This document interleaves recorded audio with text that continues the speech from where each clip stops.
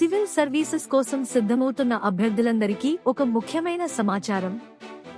UPSC తాజాగా ఒక కీలక ప్రకటన చేసింది.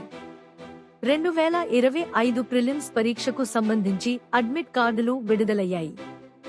పరీక్ష రాసే అభ్యర్థులు తప్పక తెలుసుకోవాల్సిన మార్గదర్శకాలు ఉన్నాయి.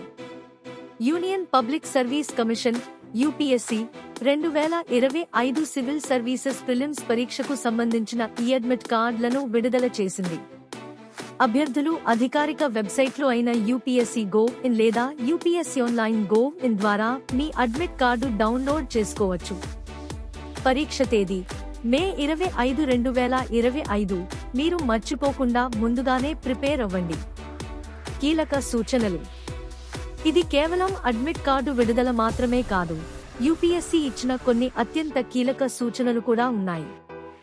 ఇవి పాటించకపోతే పరీక్షకు అనుమతి ఉండదు లేదా అభ్యర్థిత్వం రద్దు కావచ్చు. 1. అడ్మిట్ కార్డుతో పాటు సరైన ఫోటో ఐడి తప్పక తీసుకురావాలి. 2. ఫోటో స్పష్టంగా లేకపోతే, పేరు, తేదీ లేనివే అయితే అదనంగా 2 పాస్పోర్ట్ ఫోటోలు మరియు అండర్టేకింగ్ ఫార్మ్ తీసుకురావాలి. 3. పరీక్షకు 30 నిమిషాల ముందే కేంద్రానికి రావాలి. ఉదయం సెషన్కు 9 గంటలకి, మధ్యాహ్నం సెషన్కు 2 గంటలకి గేట్లు మూసేస్తారు. 4.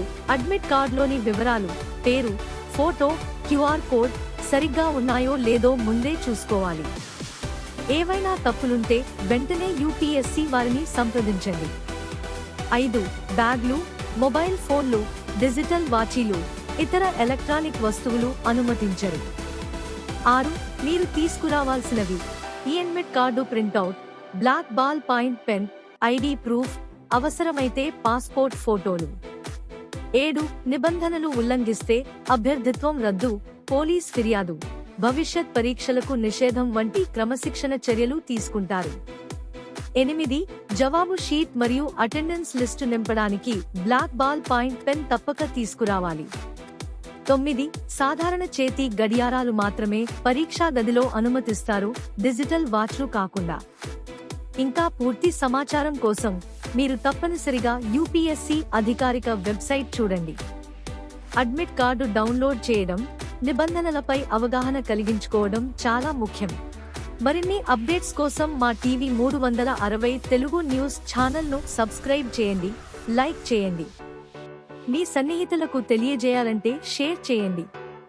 మీకు ఈ సమాచారం గురించి ఏదైనా సందేహం ఉంటే కామెంట్ చేయండి. మరింత నూతన సమాచారంతో మళ్ళీ మీ ముందు ఉంటాను. ధన్యవాదములు.